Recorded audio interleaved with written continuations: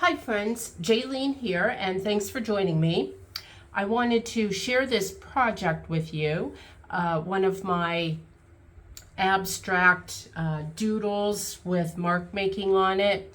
And this is the beginning process. A lot of times I do have the colors already on the paper, blended and dry, so that I can get started with the actual doodle and mark making process. And I've had people ask me, how do I go about with the putting the colors onto the paper? So I just want to do a quick little video and show you my process with that.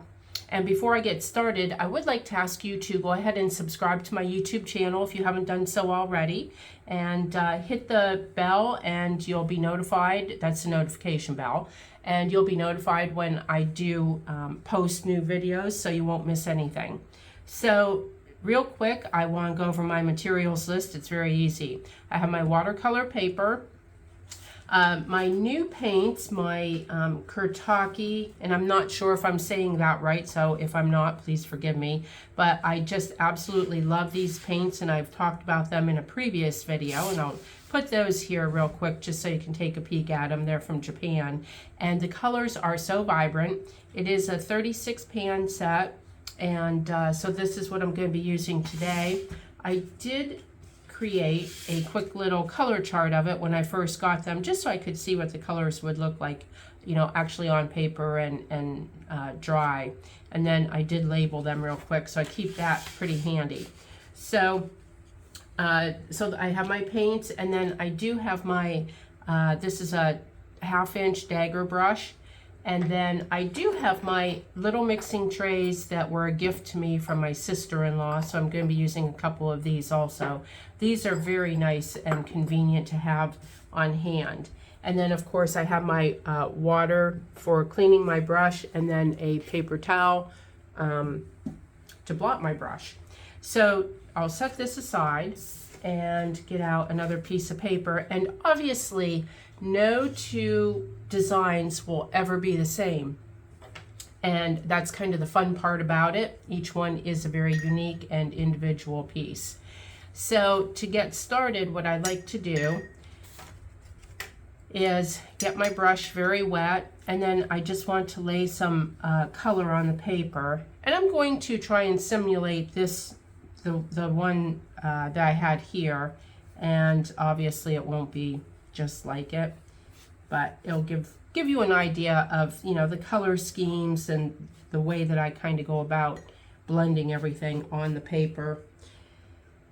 And of course, use whatever colors you like. You do you, and just have fun with it. And once we get some of these paints put down, the key is to let them dry.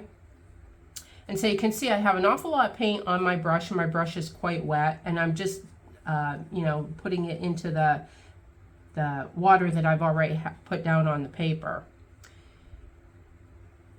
And so for this one I am using, and I will share my colors with you just in case you do have the same set or want to simulate it somewhat. So this is a Rose Madder Deep, and it's M-A-D-D-E-R, okay? So I just kind of want to put this down in a couple different places, and then we want the water to just let it blend very nicely. And also we're going to have some sharp edges, which that's part of the process as well. So I'm cleaning my brush off a little bit, and I'm just going to use some Cadmium Scarlet, which is an orangish color. And I do apologize that my paints are out of view. There's just not enough room in the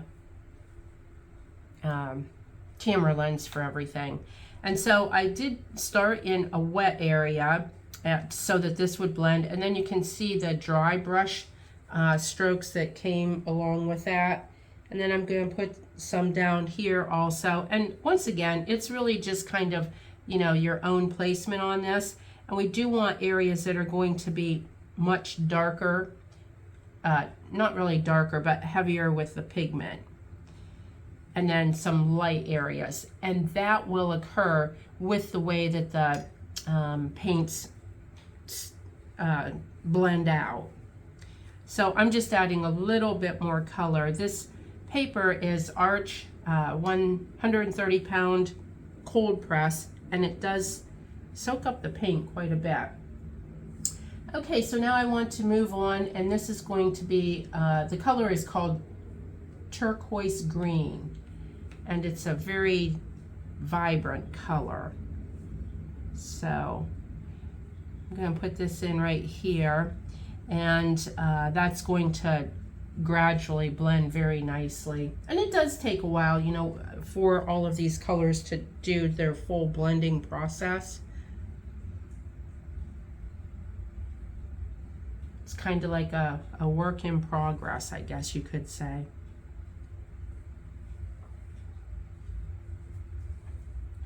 All right, and then with the turquoise, I do want to have just a couple light brush strokes, and you can see, or dry brush, and you can see where that's kind of going into the water that I have on the paper and blending nicely. And so I do want to go back and grab some of that. Actually, I'm going to grab some of the, this is the cadmium orange, and I just want to put that, and I have a lot of paint and a lot of water on my brush. I just want to do a thin little stripe there, and then with this orange, I want to bring this around here as well. And then I think I want to put in just a couple of areas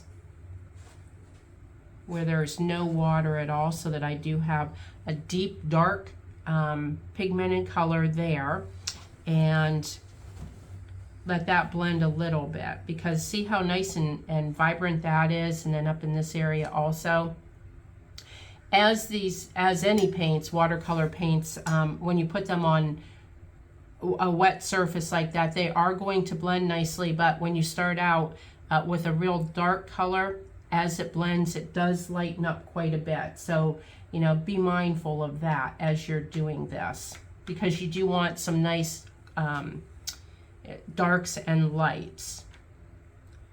And so up here, I'm going to put just a little bit. This is the this is a cadmium yellow. So I'm using a couple different shades of yellows and oranges and reds, and then that turquoise blue.